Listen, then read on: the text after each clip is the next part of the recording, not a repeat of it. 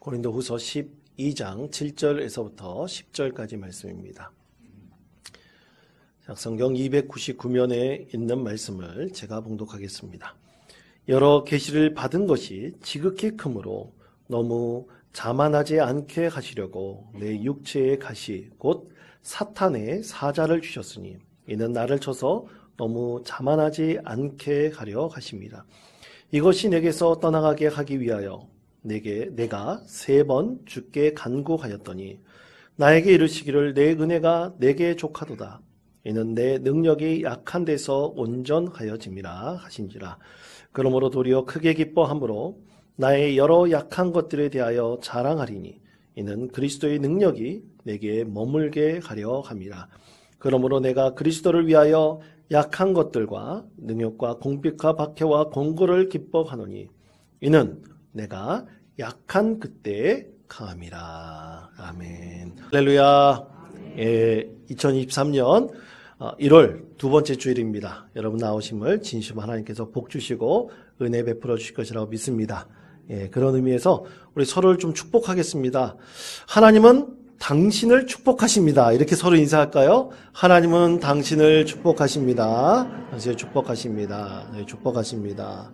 축복하십니다. 이렇게 예배 드리다 보니까 오래간만에 또 보는 얼굴들도 참 많이 있습니다. 반갑습니다. 자, 일일이 이름을 밝히지 않겠지만 이렇게 하나님 앞으로 나오는 믿음의 성도들이 참 오래간만에 또 주님 앞에 나오는 것을 기뻐하실 것입니다. 여러분 그런 믿음의 마음으로 늘 하나님을 찾으십시오. 하나님을 찾으실 때 순종하는 자에게 능력을 주시고 복을 더해 주실 것이라고 믿습니다. 얼마 전 제가 특별 새벽 기도 때도 그렇고 금요 겟세마네 때도 한번 제 친구 얘기를 한 적이 있었습니다. 친구 목사 딸이 너무나 아프다. 그래서 기도 부탁도 드린 적이 있었는데요. 우리 친구 목사들이 이제 또 모금을 해가지고 이제 줬더니만 헌금을 했죠. 사실 우리가 모금해서 했는데 기쁘게도 수술비가 꽤 많이 나왔는데 딱 맞아 떨어지게 또 동기 목사들이 모금해서 주었다고 감사하다는 그런 메시지도 받게 되었습니다. 저는 개인적으로 그 친구의 딸의 아픔이 꼭 제 자식이 아픈 것처럼 느껴지기도 합니다. 자가면역 질환으로 이제 치료를 받고 있는데 그래도 좀 일찍 발견해가지고 치료를 받고 있어 참 감사하다 그러고 또 그것 때문에 또 암도 생겼다 그러더라고요. 자가면역 질환 저도 잘 모릅니다. 근데 그런 거 여러 가지 질병이 생긴다고 하는데 또 암 수술도 받고 항암치료를 받는데 이 딸아이가 너무나 힘들다는 거예요. 힘들어합니다. 3분의 1은 이제 잠을 자고 3분의 1은 뭐 항암치료 때문인지 자가면역 질환 때문인지 자꾸만 이상한 얘기도 하고 3분의 1은 병간하는 어머니하고 또 대화를 하는데 아빠 엄마한테 그런대요. 아빠 엄마 내 인생은 이제 끝났어 그런대요. 그 얘기를 들으니까 참 가슴이 미어집니다. 근데 그 얘기를 들으니까 자꾸만 제 자녀하고도 또 오버랩 겹쳐지기도 합니다. 내 자녀가 아프면 어떻게 될까? 나는 과연 어떻게 해야 되나? 그러면서 제 친구 목사는 하나님께서 그래도 조기에 발견하게 해주셔서 치료받을 수 있는 방법이 있게 해주신 것도 감사하고 아무래도 좀 더 빠르진 않지만 긴 호흡을 가지면서 이 병을 견뎌내야 될 텐데 하나님께서 반드시 일해 주심을 믿는다. 지금도 일해 주신다라고 그렇게 고백하였습니다. 얼마나 감사한지 모릅니다. 여러분 이 병만 언제나 끝나겠죠. 그런데 참 걱정되는 것이 병이 끝나고 나면 그것을 다 되면 되는데 후유증이 있을까 걱정이 되기도 합니다. 그리고 그 후유증을 평생 짊어지고 사는 사람도 있지 않습니까? 병을 낫게 하기 위해서 치료하다가 그것 때문에 장애를 낳는 사람들도 있습니다. 그럼 평생 자기 이 질병을 짊어지고 살아가는 사람. 과연 우리는 어떻게 그들 가운데 하나님의 은혜를 전할 수 있겠습니까? 여러분 오늘 말씀 가운데 이렇게 평생 하나님의 은혜 가운데 살다가 그 은혜로 인해서 병마를 짊어지고 살아가는 한 사람에 대해서 우리에게 말씀하고 있습니다. 여러분 그 사람이 누구냐? 여러분이 너무나 잘 아는 사도 바울입니다. 오늘 사도 바울이 가진 질병에 대해서 고린도후서 12장 7절 중반 부분 이렇게 말씀을 합니다. 화면을 봐주시기 바랍니다. 내 육체의 가시 곧 사탄의 사자를 주셨으니. 아멘. 바울 사도는 고백할 때 이것은 가시고 사탄의 사자다라고 그는 고백했습니다.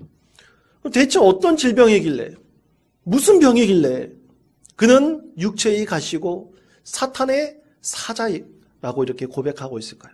그렇게 험한 말을 하고 있을까요? 성경학자들은 이것에 대해서 두 가지로 추정을 합니다. 첫 번째는 육체의 질병입니다. 여러분, 육체의 질병, 이 가시라는 뜻은 헬라어로 스콜롭스라는 단어인데 뾰족한 막대기를 말합니다. 뾰족한 거. 가시가 뾰족하지 않습니까? 그러니까 이 뾰족한 가시가 늘 그를 콕콕 찌르고 있었던 것이죠. 근데 진짜 가시가 옆에 박혀 있는 것은 아닙니다. 그만큼의 고통이 그 가운데 함께 하는데, 그럼 어떤 고통이냐? 어떤 질병이냐?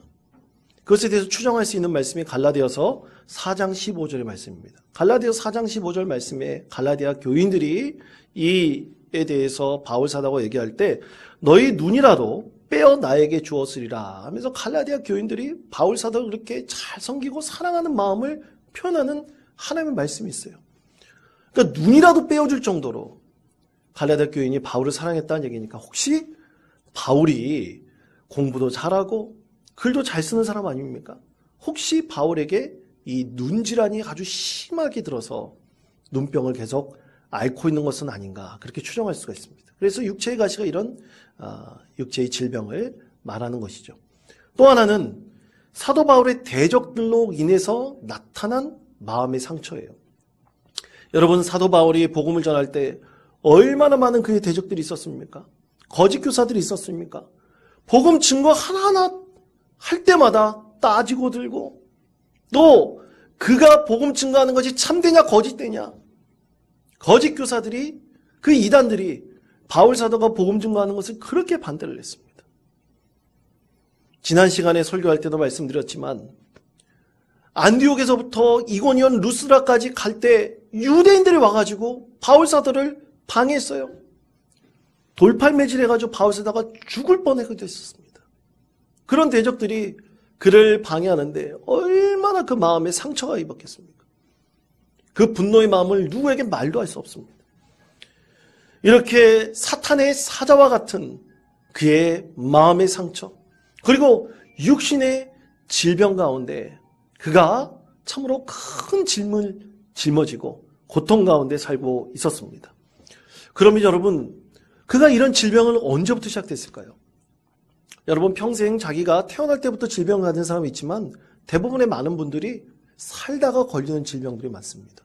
그리고 사고당해서 자기의 장애를 갖고 있는 사람들이 참 많습니다. 그럼 바울 사도는 언제 이 질병에 걸리게 되었을까요? 여러분, 고린도후서 12장 7절 말씀해 보십시오. 7절 말씀 앞부분에 이렇게 말씀합니다. 여러 계시를 받은 것이 지극히 크므로 라고 말씀하고 있어요. 자, 이 말씀을 봤을 때 바울이 여러 계시를 받았다고 그랬지 않습니까? 바울이 영적 체험을 하고 난 다음에 이 질병에 걸린 거예요. 그럼 영적 체험이 뭘까? 그것은 고린도후서 12장 1절에서부터 6절에서 말씀하고 있습니다. 그 중에서 2절에서부터 4절까지 말씀, 이 말씀을 다 같이 한 목소리로 읽겠습니다. 내가 그리스도 안에 있는 한 사람을 아노니 끌려간 자라. 그가 몸 안에 있었는지 몸 밖에 있었는지 나는 모르거니와 하나님은 아시느니라. 내가 이런 사람을 아노니 그가 몸 안에 있었는지 몸 밖에 있었는지 나는 모르거니와 하나님은 아시느니라.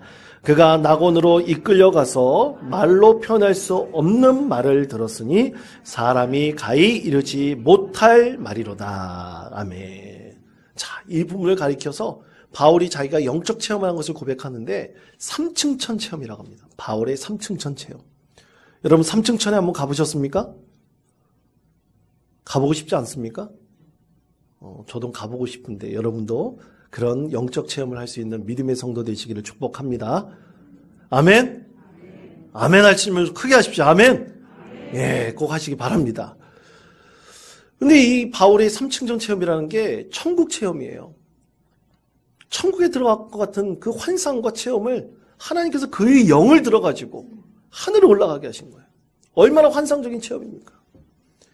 바울이 이 말씀 복음을 전할 때 14년 전에 삼층전 체험을 했는데 여러분 안타깝게도 이 천국 체험과 동시에 바울 사도가 가시라는 질병에 걸렸습니다.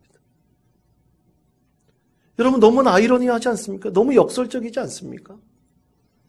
아니 하나님께서 주신 은혜가 있는데 그러면 병도 다 나아야 되는데 오히려 바울 사도는 평생 가지고 가야 될 아주 그를 콕콕 찌르고 고통스럽게 하는 가시라는 질병을 얻게 되었습니다. 사탄의 사자라는 질병을 얻게 되었어요. 어떻게 그럴 수 있겠습니까?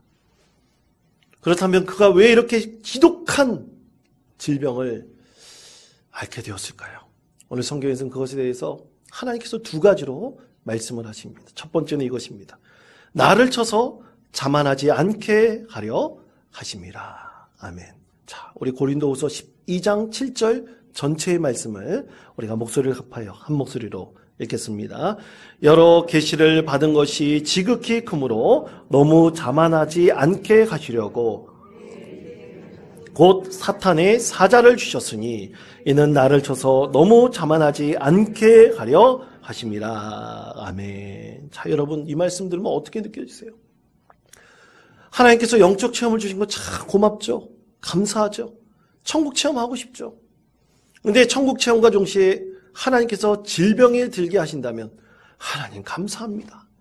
이 질병도 감사합니다. 여러분 그렇게 받을 수 있으세요? 저는 죽어도 그렇게 못할 것 같아요. 여러분 가능하십니까? 그럴 수 있는 사람 한 사람도 없습니다. 바울 사도도 마찬가지였어요. 그래서 바울 사도는 하나님께 이렇게 기도했습니다. 고린도후서 12장 8절 말씀에 보면 이렇게 기도했습니다. 이것이 내게서 떠나가기 하기 위하여 내가 3번 주께 간구하였더니 그는 고백합니다.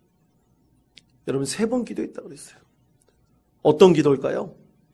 3번 기도가 그냥 새벽 기도 한 번 나와서 기도하는 게 아니에요. 우리 지난주 특별 새벽 기도에 5일간 있었습니다. 5일간 나와서 그냥 기도하는 게 아니에요. 금요 겟세마네 기도에 나와서 그냥 기도 한 번 해서 하나님께 3번 간구했다는 것이 아닙니다. 그는 14년 동안 이 질병을 앓으면서 하나님께 특별한 기간을 선택해서 자기 목숨을 걸고 기도했습니다. 100일 기도, 40일 금식 기도 이렇게 드린 것입니다. 사슴이 시냇물을 찾기에 갈급한 같이 너무나 이것이 고통스러우니까 하나님 제발 이것을 치유해 주십시오. 제발 벗어나게 해주십시오. 간절히 또 간절히 하나님께 그렇게 3번 기도해요. 3번 기도했는데 하나님의 응답이 뭡니까? 고린도서 12장 9절 중간 부분의 말씀처럼 내 은혜가 내게 족하도다 라고 말씀을 하셨습니다. 여러분 이 말씀을 잘 보시기 바랍니다. 내 은혜입니다. 그럼 여기서 내 은혜는 누군가요? 하나님이십니다. 하나님께서 너에게 지금 베풀어주는 이 정도 은혜만으로도 족하게 생각해라. 감사하게 생각해라. 참 말도 안 되는 얘기죠. 14년 동안 이 질병을 앓으면서 3번이나 하나님께 목숨을 걸고 간구를 했는데 하나님의 마지막 응답은 내 은혜가 내게 족하도다. 그렇게 살라고 말씀을 하십니다. 여러분 바울 사도는 다른 사람의 질병을 낫게 하고 죽은 자도 살릴 수 있는 영적 능력을 갖고 있는 사람입니다. 기도하면 죽은 자도 일어났습니다. 그리고 안진뱅이도 일어났습니다. 그가 뱀에 물렸을 때에도 하나님께서 그가 독사에 물렸을 때에도 죽지 않도록 하나님께서 그에게 능력을 베풀어 주셨어요. 그런데 하나님께서 이 기도에는 응답하시지 않으시고 내 은혜가 내게 족하도다 그렇게 응답하신 것입니다. 여러분 얼마나 창피하겠습니까? 얼마나 부끄럽겠습니까? 다른 사람을 치유할 수 있는 능력이 있는 하나님의 축복의 통로가 자기 자신 하나 병도 치유 못하는 게 창피해서 누구 앞에 나와서 하나님의 말씀을 전할 수 있겠습니까? 여러분 참으로 이상하게도 근데 여러분 참으로 이상하게도 이렇게 하나님의 은혜를 많이 받고 영적인 충만함이 있는 사람들 중에서 이 바울사다와 같이 가시아와 같은 질병을 갖고 있는 사람, 가시아와 같은 고통 가운데 있는 인생의 짐을 지고 있는 사람들 너무나 많습니다. 거의 대부분이 그렇습니다. 예를 들어볼까요? 여러분 고 이민아 목사님이라 그러면 많은 분들 그리스도인들이 잘 압니다. 고 이어령 교수님의 딸이죠. 그녀는 젊은 시절 참 파란만장한 인생을 보냈다고 제가 설교 때도 말씀드린 적이 있었습니다. 그런데 그녀의 인생은 참 파란만장한 가운데서 남편에게 이혼당하고 또 자기의 큰아들은 장성한 딸은 그냥 일찍 죽고 그녀 자체도 눈의 질병이 들어서 실명의 위기까지 가게 됐습니다. 그리고 암으로 10년 넘게 투병하다가 하나님 품에 올라왔어요. 참으로 저분과 같이 살았으면 좋겠다. 여러분 그렇게 부러워하지 마십시오. 그렇게 사는 것이 참 어떻게 보면 하나님의 은혜라고 할지인데 너무나 그 인생 가운데 고통이 많이 있었습니다. 그 인생을 어떻게 우리가 닮아갈 수 있겠습니까? 쉽지 않습니다. 또 백주년 기념교회 담임 목사님이셨고 주님의 교회로 한국교회에 큰 영향을 미치고 계신 이재철 목사님 65세에 은퇴하시자마자 암에 걸렸습니다. 암 수술 받았어요. 여러분 이해가 되십니까? 그렇게 큰 교회 하시면서 많은 성도들에게 은혜를 위로를 주었던 목사님이 은퇴하자마자 암에 걸렸습니다. 그리고 날기새라고 날마다 기막힌 새벽으로 많은 그리스도인들에게 영적인 위안을 주고 있는 그 축복의 통로로 활동하시는 김동호 목사님 그분도 똑같아요. 은퇴하자마자 암에 걸리셔서 수술을 2번이나 받았습니다. 여러분 주영훈 집사님이 인도하는 CBS에 새롭게 와서 보세요. 거기에 새롭게 와서 보시면 너무나 참 영적으로 닮고 싶은 훌륭한 믿음의 사람들이 성도들이 참 많이 나오는데 한 사람도 어김없이 다 고난 가운데 있어요. 승승장구하는 인생이 별로 없습니다. 여러분 이들을 통해서 하나님께서 우리에게 말씀하시는 것은 다 하나입니다. 나 같은 사람도 하나님께서 은혜를 베푸셔서 이렇게 이 세상 가운데 살아가는데 저를 통해서 여러분 위로를 얻으십시오. 하나님께서 주신 위로를 얻으십시오. 평안을 얻으십시오. 하나님께서 사도 바울과 그리고 그러한 모든 그리스도를 통해서 축복의 통로, 은혜의 통로로 하나님께서 삼고 계십니다. 그러면서 하나님께서 그들에게 하신 말씀이 하나님께서 내가 너무 자만하지 않게 하시기 위해서 하나님께서 이렇게 살아가게 하십니다. 하나님께서 겸손한 나를 통해서 은혜를 베풀어 주십니다. 이렇게 고백하고 있는 것입니다. 사랑하는 성도 여러분, 참으로 하나님의 은혜는 어떻게 우리가 가늠할 수 없는 하나님의 은혜임을 믿습니다. 제가 목회 상담을 하면서 참 마음의 병을 앓고 있는 사람들 많이 만났습니다. 믿는 사람이든 믿지 않는 사람이든 참 마음에 만났는데요. 평생 이 병을 안고 살아가야 될 그분들을 볼 때 물론 완전히 벗어나는 분들도 있습니다. 그런데 많은 분들이 평생 그 병을 살아가고 가지고 살아가야 되는 그런 분들을 봤을 때 너무나 마음이 아픕니다.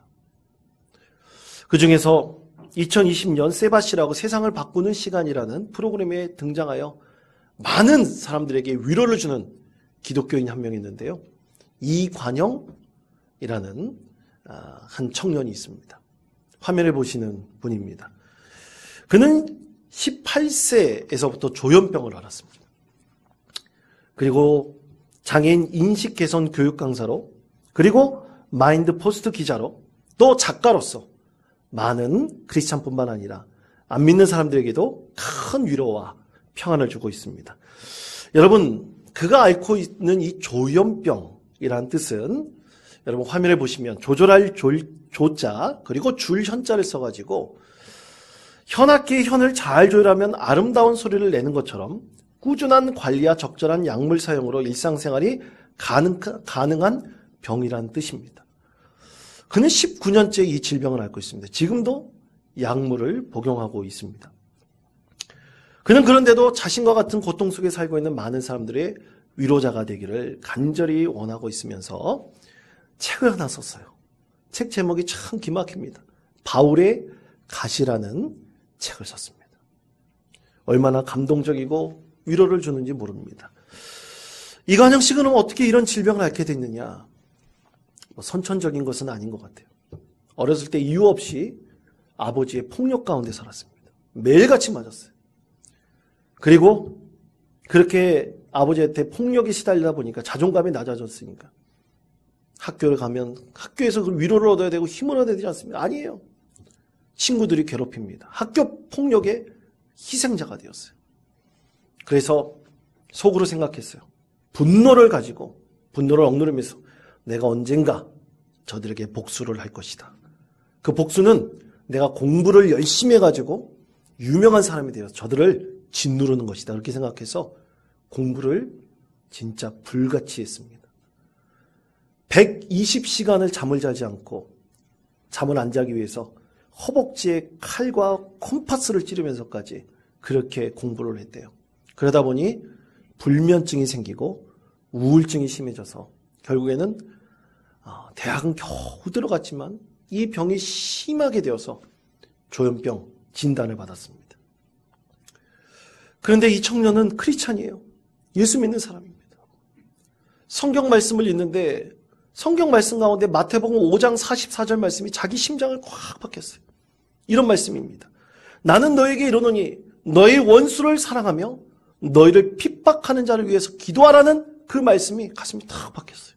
근데 이해가 안 되잖아요. 어떻게 내 원수를 위해서 기도하고 나를 이렇게 만든 사람을 위해서 내가 기도할 수 있고 그렇게 용서할 수 있느냐. 그런데 아버지에 대한 분노가 너무 컸어. 그게 너무나 지쳐가고 있었어요. 힘들어하고 있었습니다. 그러던 어느 날 아버지가 담석으로 수술받게 되었는데요. 할 수 없이 아들의 의무를 다하려고 아버지 병실로 찾아갔습니다. 병실 가는 그 발걸음이 얼마나 천근만근이었겠습니까? 가고 싶지 않았어요.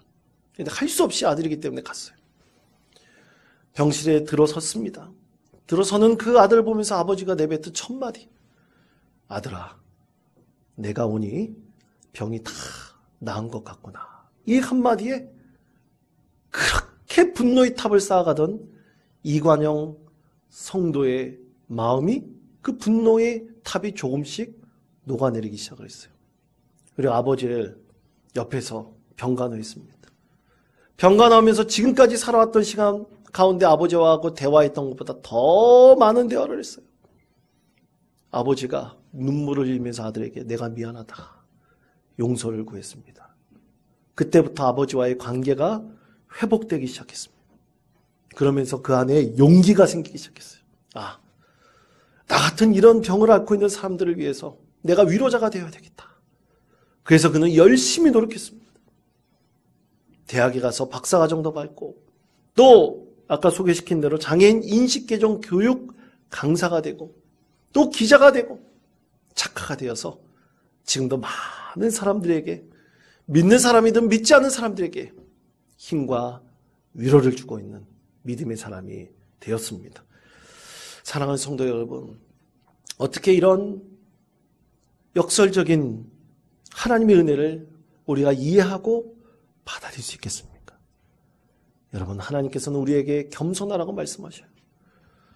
여러분, 이 세상에 자기 가시 같은 콕콕 찌르는 거 없는 사람 있습니까? 경종은 있지만 다 가시 같은 거 갖고 있어요. 이 가시는 언제 끝날지 모릅니다. 그러나 하나님께서는 우리에게 말씀하시는 것이 자만하지 않게 하려고 우리가 영적인 은혜 가운데 동시에 하나님의 은혜를 경험하게 하시려고 하나님께서 그 가시를 주셨다는 하나님의 말씀입니다. 사랑하는 성도 여러분, 겸손함이 하나님의 뜻을 알게 합니다.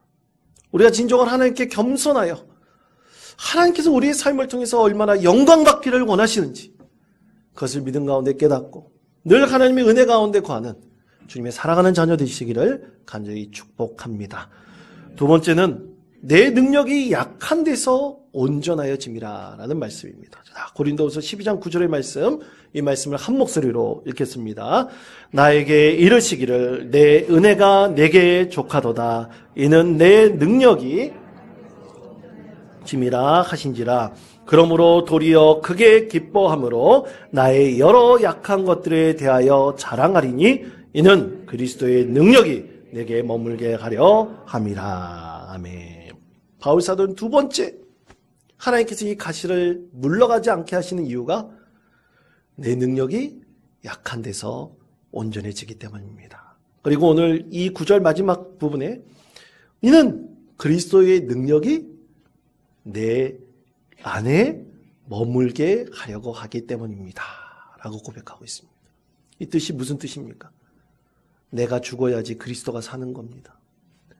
내 자신이 죽어야지 주님이 내 안에서 살아나고 주님의 능력이 나타나기 때문입니다. 바울 사도는 이것을 고백하면서 오직 내 안에 사느니 그리스도니 내가 죽어도 유익함이라. 그는 빌립보서 1장 22절 말씀을 통해서 이는 내게 사는 것이 그리스도니 죽는 것도 유익함이라. 그는 하나님께 이렇게 고백하였습니다. 사랑하는 성도 여러분, 이것이 하나님의 은혜입니다. 여러분, 하나님의 은혜를 생각하면서 내 안에 사느니라는 찬양이 있는데요, 여러분과 함께 불러보고 싶습니다. 이 찬양이 너무나 좋아서 제가 말씀 준비하면서 조금 눈물을 흘렸습니다. 여러분, 이 찬양 불러보면서 우리 하나님의 은혜를 한번 생각해 봤으면 좋겠습니다. 내 안에 사느니 예수 그리스도니. 여러분 믿으십니까? 나의 죽음도 유익함이라. 나의 왕, 내 노래, 내 생명, 또 내 기쁨. 나의 힘, 나의 검, 내 평강, 나의 주. 우리 함께 찬양하면서 주님의 은혜를 함께 나누기를 원합니다. 찬양하겠습니다.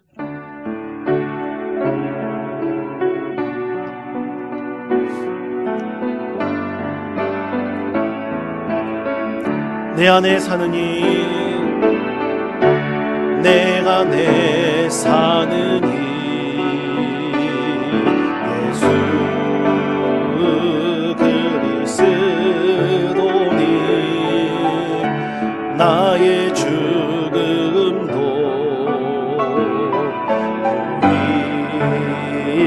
유익함이라. 다시 한번 내 안에 사느니 내가 내 사느니 예수 그리스도니 나의 죽음도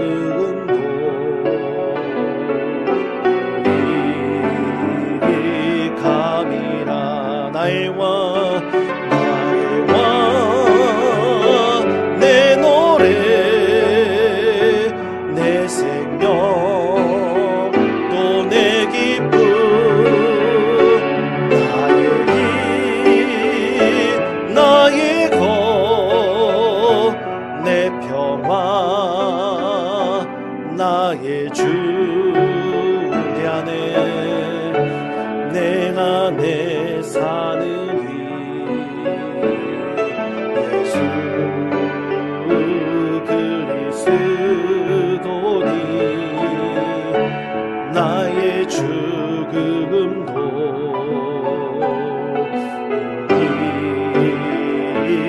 유익함이라. 아멘. 그렇습니다. 내 안에 살아계신 그리스도의 능력을 발견하는 것이 바로 우리의 믿음의 삶이 되어야 할 것이라고 믿습니다. 내가 죽어야 주님이 삽니다. 하나님, 이 믿음을, 우리 이 소망을 우리 가운데 품고, 여러분, 우리 안에 주님 안에서 늘 겸손합시다. 나에게 이런 어려움과 고통이 있더라도 오직 하나님께만 아뢰고, 우리가 이렇게 견뎌나가는 믿음 가운데 가는 많은 사람들이 우리 교회 안에 있음을 깨닫고 서로 위로합시다. 그리고 축복합시다. 여러분, 우리 다 예수님만큼 살 수는 없지 않습니까? 예수님만큼 선하지는 않지 않습니까? 부족한 우리가 함께 기대어 살아가는 것이 바로 교회이고 그 안에 주님의 은혜가 있습니다. 나를 죽이고 오직 예수 그리스도만을 높이고 주님의 능력이 드러나는 우리의 삶, 그리고 복된 원통 장로교회 되시는 믿음의 성도 되시기를 간절히 축원드립니다.